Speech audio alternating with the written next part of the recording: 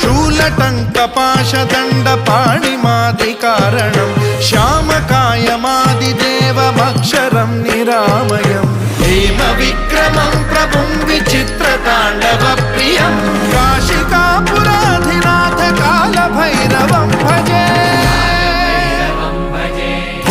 मुक्तिदायकं प्रशस्तचारु विग्रहं भक्तवत्सलं स्थितं समस्तलोकविग्रहं विनिक्वणं मनोज्ञहेम किङ्किणीलसत्कटिं काशिकापुराधिनाथ कालभैरवं भजे